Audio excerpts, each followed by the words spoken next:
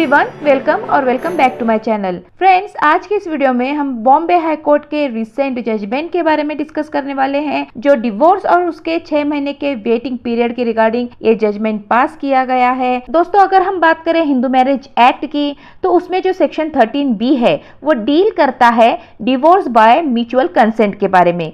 यानी कि यहाँ पे जो हस्बैंड और वाइफ जो हैं वो म्यूचुअली डिसाइड करते हैं कि उन्हें अब साथ नहीं रहना है, इस शादी को खत्म कर देना है, हमें तलाक चाहिए। तो ऐसे में इस सेक्शन के थ्रू म्यूचुअल कंसेंट से तलाक ले लिया जाता है।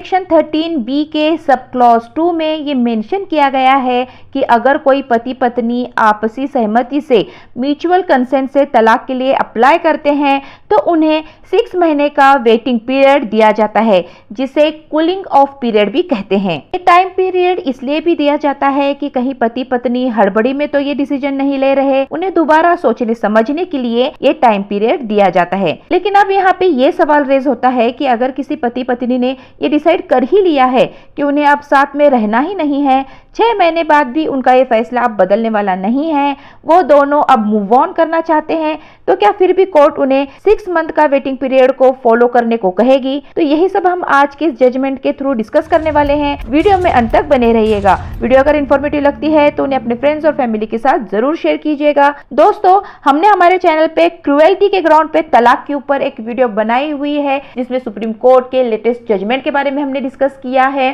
केस का नाम है रूपा सोनी वर्सेस कमल नारायण सोनी। जरूर चेकआउट कीजिएगा, लिंक आपको डिस्क्रिप्शन में प्रोवाइड की जाएगी। तो बढ़ते हैं आज के टॉपिक की ओर। केस का टाइटल है Sneha Akshay Garg and another versus Neel. मामला कुछ इस तरह का था, ये जो पति और पत्नी थे वो न्यूली मैरिड कपल थे, लेकिन उनको ये रियलाइज होता है कि उनकी ये शादी लंबे समय तक नहीं चलने वाली है। उनके आपस में कोई बनती ही नहीं। As a husband and wife वो साथ में रहना नहीं चाहते थे, इसलिए वे दोनों हिंदू मैरिज एक्ट के सेक्शन 13B के तहत डिवोर्स बाय म्यूचुअल कंसेंट की पिटीशन फाइल कर दी फैमिली कोर्ट में। लेकिन as per the rule court उन्हें 6 महीने तक रुकने को कहती है, लेकिन यहाँ पे हस्बैंड और वाइफ रुकने के लिए तैयार नहीं थे। उनका कहना था 6 महीने बाद भी हमारा फैसला नहीं बदलने वाला, हम इस शादी से खुश नहीं हैं, हम इस शादी को कंटिन्यू नहीं करना चाहते, तो रुकने का कोई मतलब ही नहीं था। इसलिए दोनों पति पत्नी जो हैं वो बॉम्बे हाई कोर्ट को अप्रोच करते हैं। बॉम्बे हाई कोर्ट कपल की बात से सहमत होती है। कोर्ट को भी ये लगता है कि अगर कोई कपल पहले से ही डिसाइड करता है वो इस शादी में रहना नहीं चाहते, इस शादी को कंटिन्यू नहीं करना चाहते, तो 6 महीने के बाद भी फैसला नहीं बदलने वाला, तो ऐसे में कपल को 6 महीने का वेट कराना मेंटल एगनी मानी जाएगी। उसमें कोई रिकंसिलेशन का कोई स्कोप ही नहीं बनता। तो इसलिए ये जो 6 मंथ का वेटिंग पीरियड है, जिसे कूलिंग ऑफ पीरियड भी कहा जाता है, उसे वेव्ड ऑफ किया जाना चाहिए। इसी बात को ध्यान में रखते हुए कोर्ट ने हस्बैंड वाइफ की डिवोर्स पिटीशन को एक्सेप्ट किया, कूलिंग ऑफ पीरियड को वेव ऑफ करते हुए उनको डिवोर्स ग्रांट किया और उनकी शादी को डिसॉल्व किया। कोर्ट ने कुछ यहाँ पे इंपॉर्टेंट गाइडलाइंस भी दे दी। अगर कोई कपल ये डिसाइड कर ही लेता है अलग होने का, तो उनका ये कॉन्शियस डिसीजन होगा, सोच समझ के ही उन्होंने ये सेपरेट होने का फैसला किया होगा। They have shown A reasonable approach, और ऐसे में 6 महीने तक रुकाने का कोई सेंस नहीं बनता है, इसमें कोई बदलाव नहीं होने वाला है, कोई रिकंसिलिएशन की कोई चांस ही नहीं बनती है यहाँ पे। तो ऐसे में जजेस को थोड़ा रियलिस्टिक अप्रोच रखना चाहिए, ऐसा हाईकोर्ट का कहना था।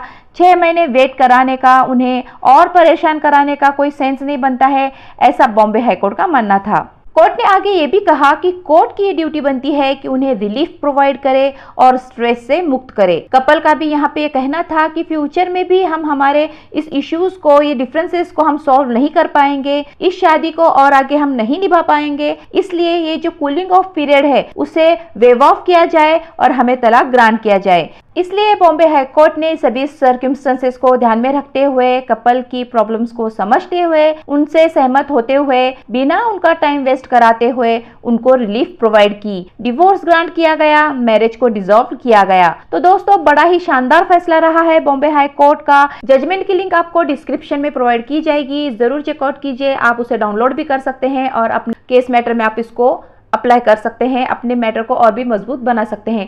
होप आपको ये वीडियो अच्छा लगा होगा। वीडियो अगर अच्छी लगी है तो जरूर लाइक कीजिए, शेयर कीजिए और चैनल को सब्सक्राइब भी जरूर कीजिएगा। मिलते हैं नए टॉपिक के साथ, तब तक के लिए stay healthy, stay happy, bye bye.